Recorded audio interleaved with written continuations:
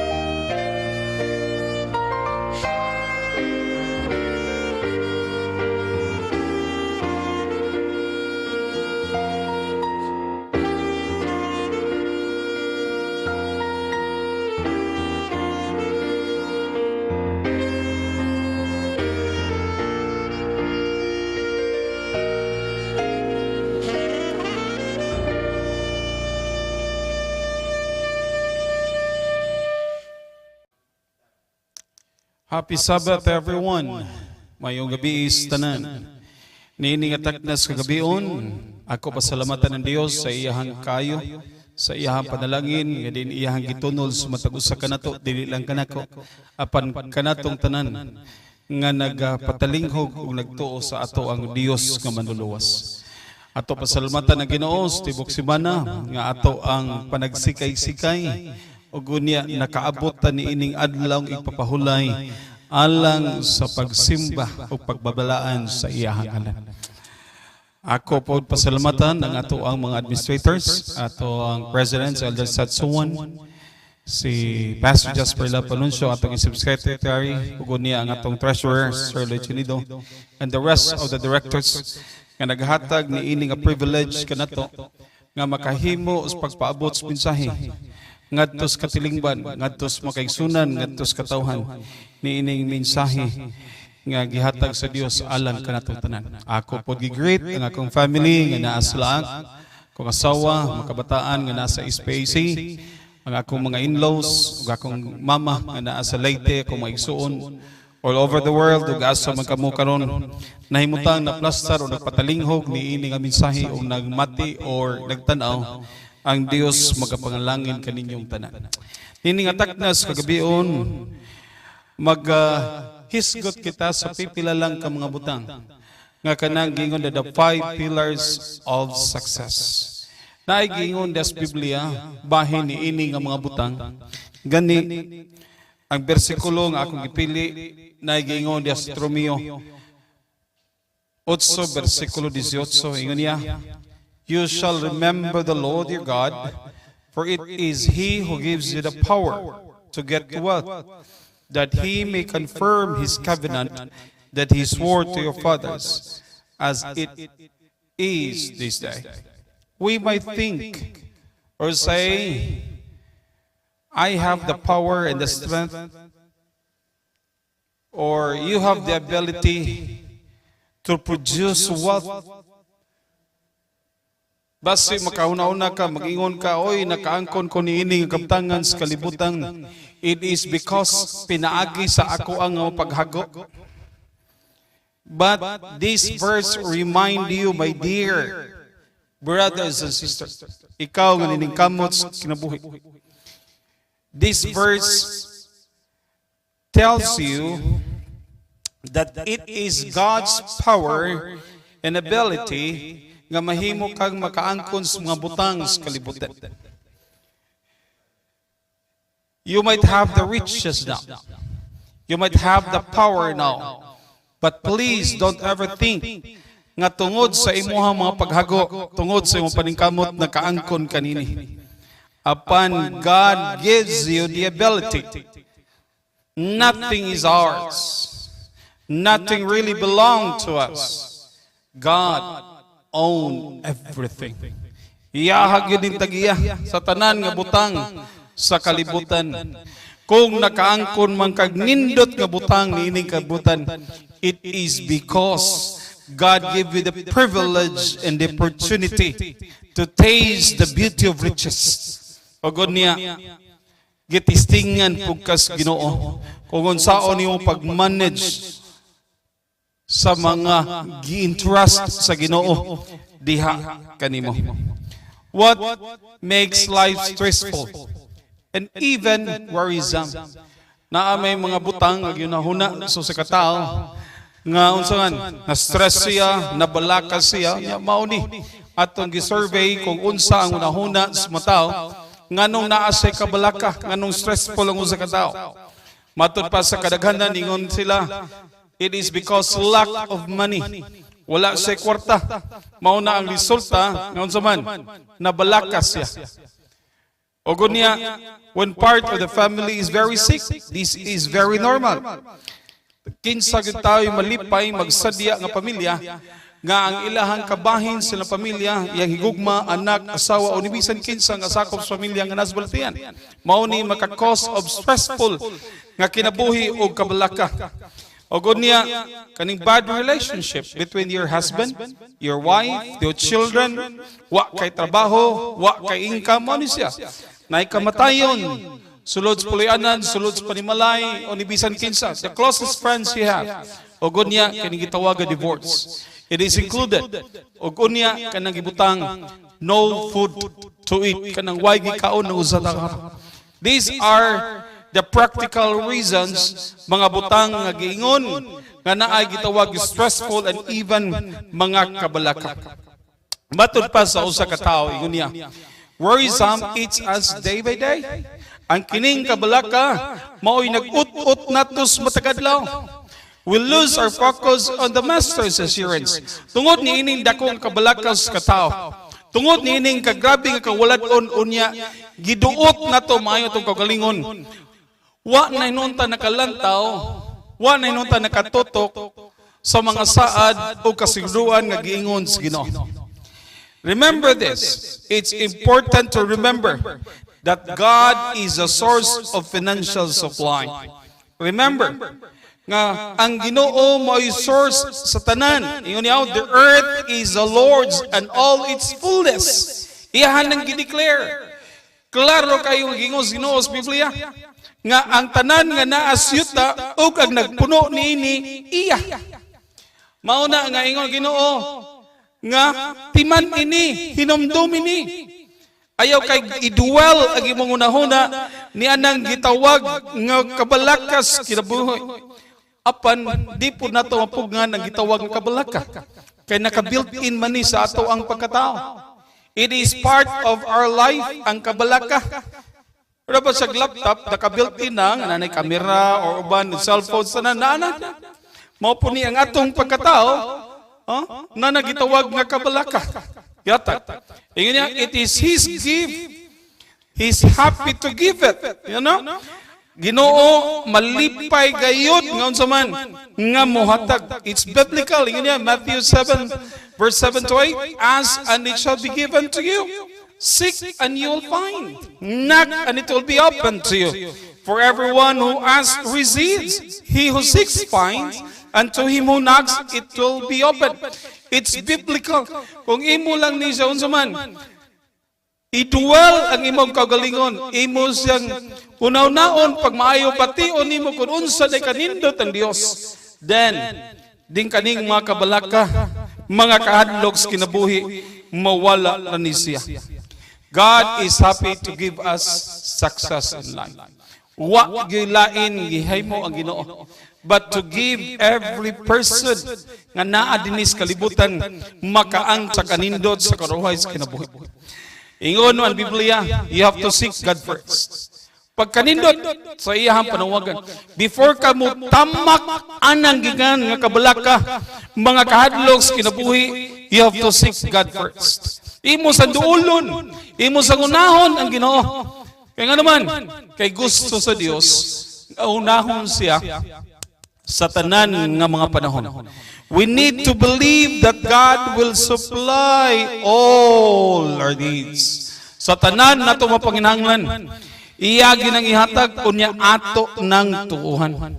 Unay usahay na magutay bation, natay pagbati lagi nga kining mga kahadlok, natay doubts, yatay gipanghuna-huna. We need to see miracles first before ta mutuo. Kung makikita na kitag mirakulo, diyan na ta mo execute nga tugit tinuod ang iyahang gingon now. So wala pa na gihimos Ginoo. He is a God of blessing, a God of love, a God of supply, anything. Kaya nas Ginoo mo nagikinahanglan atong tuuhan nga maangkon ni nato nga mga butang gikan sa Dios. Kani nga statement ingon pa niya, no matter how much God wants to help you, me or us out, if your house is missing some of the main pillars, it won't stand. You need to believe God is able to supply and then ask and take action. It's the same thing with men. Yes, you are living in this earth. Kaya nga naman, ang atong pagtuo, wala yun nga gi-strengthen na to, wala to gilikon ang atong pagtuo das tubangan sa Ginoo gikinahanglan. Kay mao ni pinaka main pillars na to sa atong pagatubang sa Ginoo. Mao ni atong kanang gikinahanglan nga atong pagabuhaton nga maglikon tas tubangan sa Dios. It's same with the woman. It's biblical. Ang usa ka babae nga she was bleeding for 12 years. Unsa gikinahanglan niya? Kinahanglan siya iko nga pagtuo, iko nga kusog, nga muduol yun siya nga to kan Jesus just to touch the edge. Oh, sa iyang sinina. Grabe kay pagtuos ko ba eh. Makakapot lang ko sa edge sa iyang sinina. Maayog yug ko. Bahala kung sa isulti, bugawon kay ano man. 12 years bleeding, baho na unsa panggibati. Sa palibot lain na, apan bisan unsaoy discouragements palibot niya, but still she pursue nga gusto gyud niya gunitan ang edge sa ninas Ginoo because she believed nga unsa man. Kung makasabot lang siya, maayo gayud siya. He's saying with the Sabbath. Sa usa ka commander ningon sa nga to kang Jesus. Sulti lang ka nga maayo na kong anak, muli na ko. It is unnecessary for you, Lord, to come to my house. Mingon lang ka, your daughter will be healed. Maayo imong anak, muli na ko. And I believe nga maayo akong anak. Tano mo na? It was a declaration from the Lord. He-declare niya. Ningon sa, I've never seen such great faith. Nga susama niini nga pagtuo dinhis palibot sa Israel. Kaya naman, grabe iyang pagtuo. Nguingon lang ang Ginoo, maayo imong anak, muli na ko. Dili na kinahanglan pa Ginoo nga moadto ka sa ako ang pulian. But human tendencies, human nature, mutuo lang ta kung makakita ta gitawag signs and wonders. Pasilan mga kinahanglan. Ang una lang yun natong unahon. You have to seek God first. Iuli natos Ginoo ang tanan. God has given us an abundance of practical advice on how to put yourself in the best position to receive His blessing. Naay daghang pamaagi gihatag sa Dios, gilatag sa Ginoo. Ang tanan nga pamamaagi makaangkon lang ka sa success sa buhi. Let's discuss these 5 things. Mubo ra gyud kaayo ni mga kaigsunan. Ato tagaan og special nga pagtagad ning 5 ka mga pillars of financial success. Ngaitas una. Gitawag niya put in the work. To be successful in business or in any field that you are part of, you must work hard and put in the necessary hours. It doesn't matter how smart, educated, or skilled or you may be. If you don't put in the work, God won't be able to bless you as much as He would like to bless you. Ingon niya, dili ka kinahanglan kung unsa ka ka-bright, o unsa ka taas ang imong edukasyon nga nabot, unsa ka kamayo nga tataw. Ang gikinahanglan sa Ginoo, this person who work, kana bang mo trabaho gyud og maayo? Kana bang grabe gyud ang oras yang gihatag sa imong trabaho? The Lord would love to bless those people who work so hard. Labang makita gyud sa Ginoo. Ang isa sa pillars of success is to put in the work. Imo gyud sang trabahoon sa insakto. Dili ka mahimutang og dili nimo matrabaho. Matud pa sa kapadultion. Ingon niya, he who has a slack hand becomes poor. But the hand of a diligent makes rich. Ang kato daw kamot sa mga tapulan, agoy makapapobre yun. Apan ang kamot nga kugihan, makapadato ni siya. A hard worker has plenty of food, but a person who chases fantasies has no sense. Ang katong trabaho, tugihan, bisa pag-unsang klase ang trabaho. Basta kugihan siya, naagod sa daghan pagkaon. Ito naglulong, hayaw lang, nagsigilaglingkod, sila imagine kung sa ginauna. Or he or she became a millionaire, kung sa inahitabo, sa kinabuhi, why gihimo? Oy, wag yun na mahitabo sa kinabuhi. Okay? Bisan pa. Gikinahanglan, ato yun tagaan og extra nga trabaho. You might think nga kinisiya, pareho naman ta, may profession, pareho magtrabaho, ano mas kaya naman. He or she put too much hours nga giyagi kinahanglan aron makaangkon sa nindot nga kinabuhi. Ikaduha, ingon niya, appreciate and preserve God's blessing. He gives the most to those who are thankful for what He's already given them. Ingon ang Ginoo, naka-appreciate sa mga butang. I don't know, ang tao magod, human nature, pero pag ugamay ra gani ang magawat, realidad kayo, pero dili kayo mo express gitawag pasalamat. I don't know with some ministers, abot ko kinsang mga pastors dinhi, or kinsang mga tao nga naka-blessing na iyang balay, kawayan lang ang salog, nipa ang atop, sa unsa na bungbong amakan ug unsa na siya. O pa ko ka-blessing yun sa kanasukat. Kaya nga naman, ang huna-huna sa tao, magpa-blessing lang siya kung ang iyang balay fully concreted. Concrete man, color of pangatop, lami kayo, painted, tanan. Kasagaran mo magyuni halos 100% mo maning mga tao nagpa-blessing silang balay mga inani. Apan sa ko ang experience as a minister, wala pagyud ko ka blessing anang balay nga kanang kubo-kubo lang. Kaya naman, wala na ginahuna sa mga kaigsunan nga dako nga panalangin. Pero pag dili kayo nga pasalamat. Okay? Ang appreciation sa katao, he thinks nga maayo siyang piniyalan kay dako ang iyang balay nga gi-blessing. No, gikinahanglan mga kaigsunan. Whatever you own, whatever you have, whatever you got, gikinahanglan imo ning dako nga pasalamatan sa Dios. It might be little in your own mind. Gamay man ni sa imong pagtanaw in your own minds, apan it is a big blessing coming from the Lord. Being generous to others, magpananabangon sa uban, by returning your tithes and offering faithfully to the Lord, mao nay pagpakita sa atong pag-appreciate sa panalangin nga gihatag sa Dios diha kanimo. Kani daing mo share day kas uban katong mga tao nga imong nanginahanglan ni duol nimo pas sila day no usad ay ni kadako pag-appreciate ngadto sa Ginoo tungod sa panalangin ni dawat. Unya you are returning your tithes faithfully. Imo giuli ay imong hala di kapulo.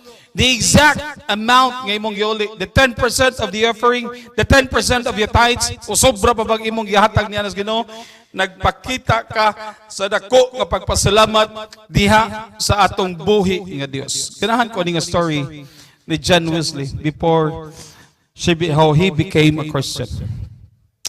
Matod pa ni John Wesley sa usa ka janitor sa usa ka university. Na sila conversation dinhi. Okay? Kani si Dan usa ka janitor. Nakita si na John Wesley nga medyo ang iyang gisulot nga sinina, iyang jacket medyo rugged dili kay baga. Ingon si John Wesley, "Oy Dan, unsa man ang imong gisulot ka sinina? Tugtuya kay this is winter time." Ingon si John Wesley, "Oy, uli na kay luoy kay kaunya bostilan tugnawon gyud maayo maayos gyud ka kanimong sinina wa gyud nay ayog porma." Apan unsay tubag ni Dan? Ingon si Dan, "I am grateful and thankful for the Lord for the clothes that I have to cover the coldness of the night." Lami kayo yung response. Instead nga makig-unsa siya ngadto sa usa ka professor so sa university, mo insist siya unsa baka iyang itubag, but rather he expresses his gratitude to God nga naa siya gisulod. Ingon na po si John Wesley, Dan, pauli na Dan kay wa gyud kay katulugan dinhi, wa kay kaporta, wa habol, walay tanan unsa na dinhi. Apan tubag ni Dan ingon sa, "I am grateful and thankful to the Lord for the dry stone to lie down." Ingon siya, wala na kay kaunon Dan. Uli na gyud kay manirado eskwelahan, pantay gyud ka, pastilan unsay may tabo nimo dinhi. Ingon na po si Dan, "I am grateful and thankful to the Lord for a glass of water for my food." Ingon siya, uy, na-amaze pagmayo si John Wesley sa mga answer ni Dan. Hantod ningon siya, "Okay Dan, and what more you are thankful for?" Ngadto sa imong Ginoo. Unsa gitibag ni John? Ingon si John, "I am grateful and thankful to the Lord for the life and what I have now." Pagsilan kanindot sa gitubag ni Dan, mao day nakapausap sa gibati ni John Wesley nga gikinahanglan day siya magpasalamat sa Ginoo. Gikinahanglan day siya moduol sa Ginoo. Kinahanglan day siya mo surrender sa Ginoo sa nabutang nga iyang naangkon. For what life nga iyang naangkon, sa comfort nga niyang angkon, di siya katuo nga kani nga tao. Iyang gitanaw sa iyang own very eyes, sa iyang naked eye nga makita. He thinks, John Wesley, nga kinitawan na, wag yun ni nauyon siyang kinabuhi. Dili ni pang masalamaton, ang iyang gisulop, dili ang ayan, tanan, dili yun mayo. Apan he was so surprised, nga kiniday sa Dan, usa ka papasalamaton, diyas tubangan sa Dios. He is grateful to the Lord sa iyang naangkon. Kung unsa man ang iyang naangkon karon, iya nang gipasalamatan sa tubangan sa Ginoo. Then the question is tonight, Kamo, ikaw, mapasalamaton ba ka sa Dios sa imong naangkon sa imong kinabuhi karon? What are you thankful for? Unsa man ang imong gipasalamatan sa tubangan sa Ginoo? Are you grateful for the life that you have? Are you grateful for the food that you eat? Are you grateful for anything that you own? Kay kinisidan, bisan tubig lang iyang giinom, but still, he is grateful and thankful to his master nga nakainom siya tubig ni anang adlaw. Pagkanindot sa pagpasalamat ni Dan. God is a businessman and a businesswoman. Doctor, he could be a doctor, a teacher, an engineer, a farmer, a nurse, but anything. You name it, tanan, ang professions. He is not going to deal with someone who shows no signs of potential return. He invests in people who demonstrate an ability. Dili ganahan mag-invest ang Ginoo. Niini mga tawhana, kung iyang nakita, dili pod ang ayan nga mga tao. Who is faithful in what is less, he is faithful also in much. Nakita sa Ginoo nga kung faithful man siya sa gagmay nga mga mutan in very little things. Nakita sa Ginoo, masaligan po ni siya. Faithful po ni siya sa dinagko nga mga butang. God sees the plight to the poor and wants to come to their aid. Nakita sa Dios ang panginahanglan sa mga pobre. Nakita sa Dios ang kalisod sa mga pobre. O unya gusto siya mutabang nila. We are told to be imitators of Christ. You, as a Christian, gitawag kas Ginoo to imitate Him. Kanang giingon, Christ's method alone, ang metodo sa Dios dinis kalibutan, ang gusto sa Ginoo i-imitate na nimo. Imon sundugon ang gihimo sa Dios samtang nagministro siya dinis kalibutan. God has given you or us the opportunity to be a blessing to someone. Gitawag kas Ginoo nga dili lang blessing sa imong kagalingon, dili lang blessing sa imong pulianan. Upon you will be a blessing to others who are in need. Blessing to someone nga nanginahanglan sa imong pagampo, nanginahanglan sa imong tabang, nanginahanglan sa imong presensya, sa tanan klase nga panginahanglan. Be a blessing. Be an imitator of your God. Be an imitator to our Master. Kay mauni gustos Ginoo nga naatay pagtagad sa mga tao nanginahanglan sa kinabuhi. God called you, my dear friends. Gikinahanglan ta. Okay? Kay kining ato ang pag-angkon dining mga butang sa kalibutan. Gikinahanglan ato po ning i-share mga kaigsunan. One of the greatest asset to success is to extend a big help to those in need. Gikinahanglan mga kaigsunan. Ano ta sa katulo? Okay? Mo ni ang katulo. God is a businessman. Okay? Amen. A little girl was interviewed by a reporter. Where are your parents? She replied, they are murdered and the rest of my siblings are gone. Answering the reporter with a lonely face. But when she was asked, have you eaten your food? She lowered her head and rubbed her eyes and started to cry. And she said, I have no food for 6 days now. I have only have water. Monis siya. Usa ka reporter nakita sa bata kay namay usa ka lugar nga nagrabe yung kasamok sa kinabuhi. Gipangutan na si reporter usa ka bata ingon siya asa may mo ginikanan ni Megson ingon sila nangamatay na sila tanan. Gool kay ang naong panagway. Pawasa ni hilak. Apan sa gidihang gipangutanan na siya, giingnan siya, nakakaon na baka? Sa dihang gipangutanan siya, nakakaon na baka? Nisugod og duko siya sa iyahang ulo, unya gilugod ang iyahang mga mata, og nihilak siya kay nganuman, unom na kaadlaw, nga tubig ra gyud ang iyahang ginakaon. What will you feel if you are the one interviewing this little girl, sa kayo mong bation, mga kigsunan. Ikaw mismo karon nga nagtanaw. Ikaw mismo karon nga namati. Unsa may imong bation kung pananglitan maunay tubag sa usa ka babae. Dili ka mabunog o maguba ang imong kasing-kasing. Dili ka kabation o kaluoy. Usa ka imong reaksyon susama niini yung madungog sa usa ka bata.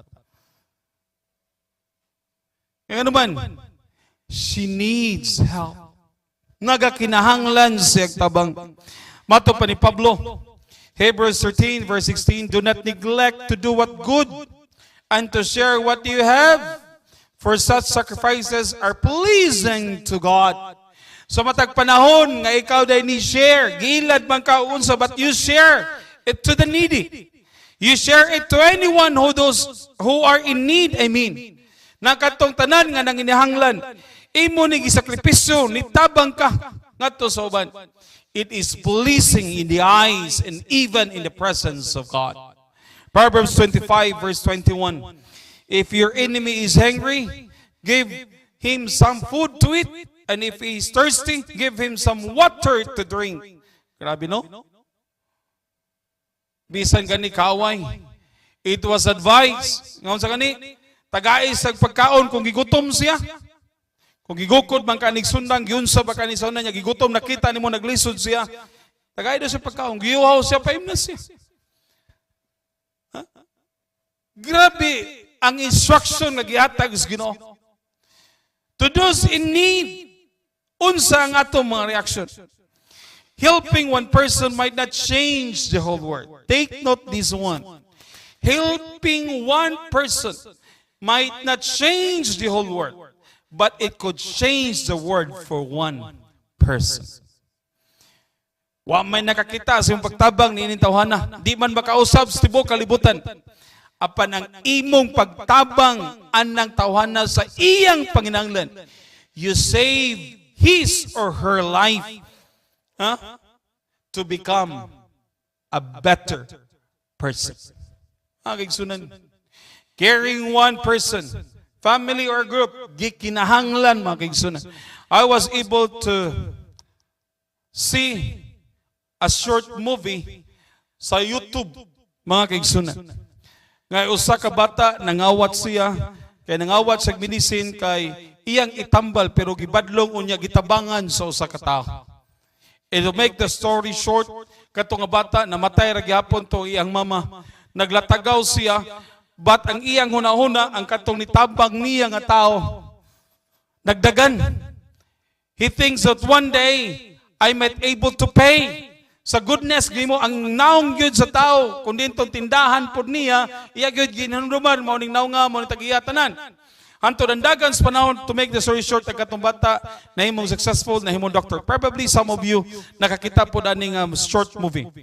Unya kadto daing tao nga nitabang niya, wala na dito nagpuyo sa iyang puyan kay nabangka po diyang trabaho. Karon na hospitalize siya.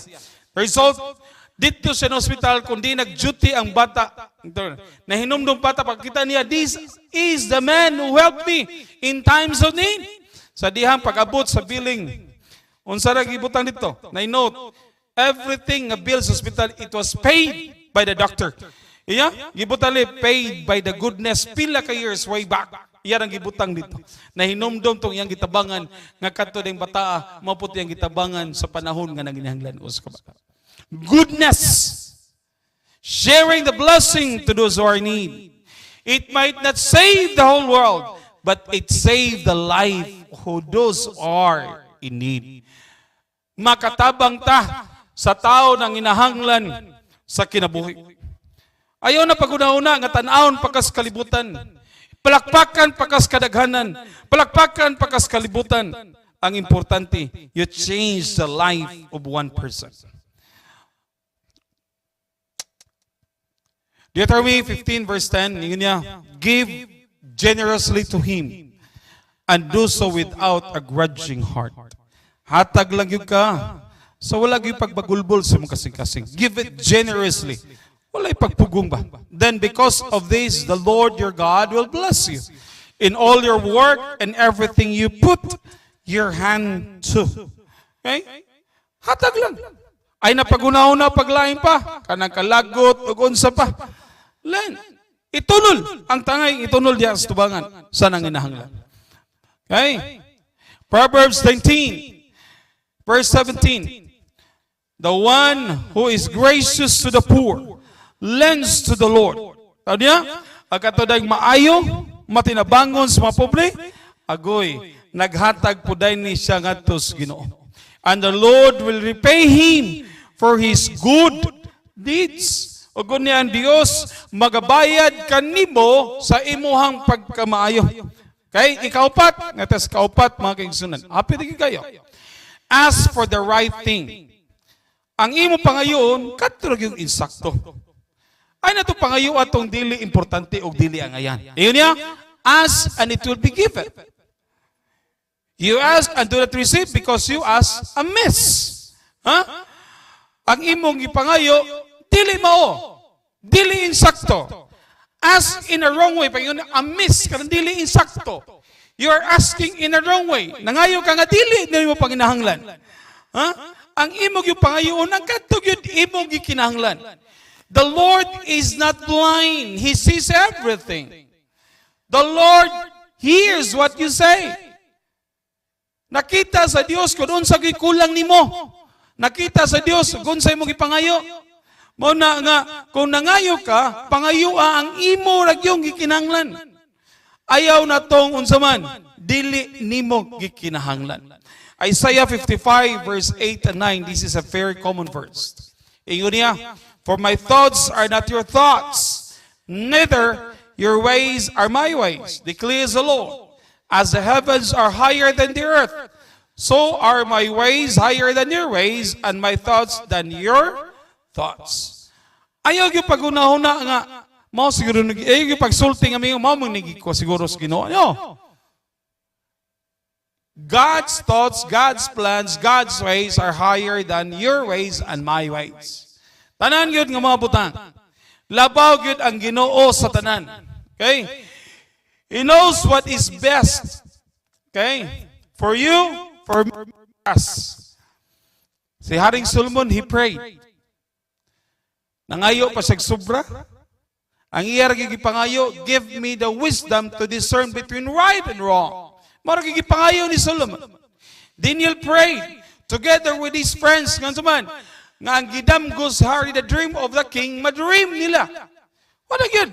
Wala yun sila lain pagipangayo. Wag sila ngayo nga, Ginoo, tagay miyani kay musikat mi dinhi sa Babylonia. Kami na po'y wala.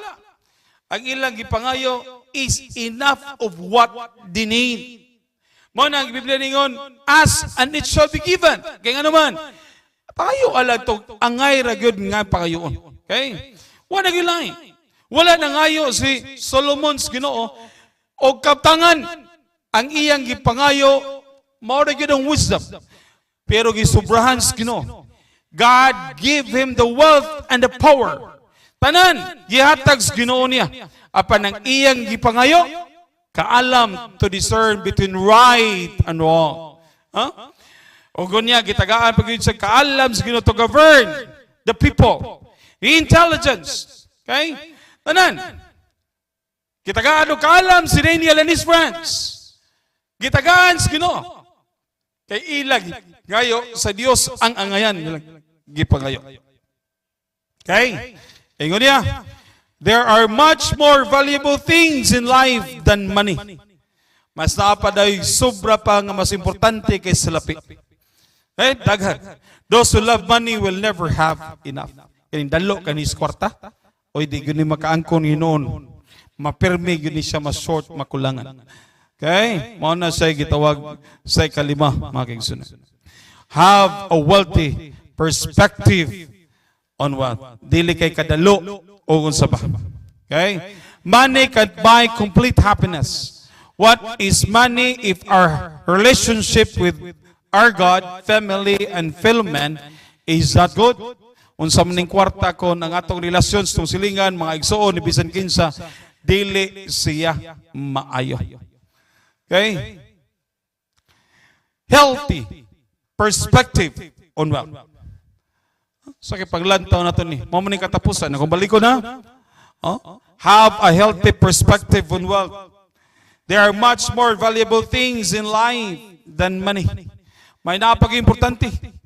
Labaw pa kay kwarta. Kaning kaluwasan gihatag sa Dios. The blessing of having good health.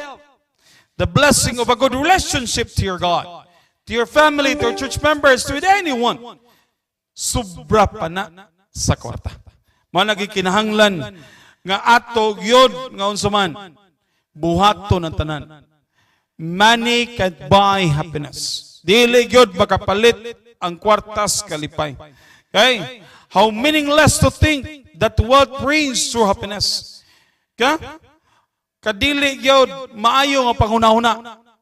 Nga naghuna-huna ta nga tabtangan mo'y naghatag og dako nga kalipay. Keep your spiritual life and your relationship with God strong and try to be a good example of an honest and upright follower of Christ. Usa ikaw, nga usa ka nga nagtubo, espirituhanon, samtang nagpuyo kanini kalibutan, espirituhanon, sakto des tubangan sa Dios. Ligon, mahimo kang ihiplo, maayo, tinuod, matarong nga sumusunod ni Kristo. We need a healthy relationship with our God. Mga kaigsunan, nanawagan ng Dios nga unta makabaton kita og lig-on nga relasyon das tubangan sa Ginoo. Niining katapusan, all these blessings shall come upon and overtake you because you obey the voice of the Lord your God. If we obey and serve Him, they shall spend their days in prosperity. No good thing will He withhold from those who walk uprightly.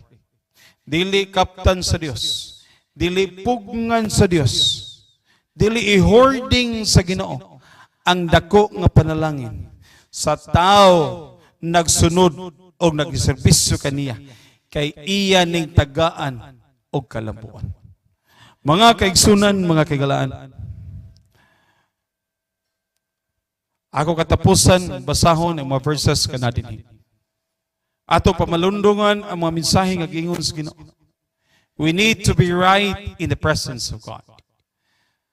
Ingon niya, but remember the Lord your God, for it is He who gives you the ability to produce health, wealth, and to confirm His covenant, which He swore to your ancestors as it is today. Grabe ang giingon sa Ginoo.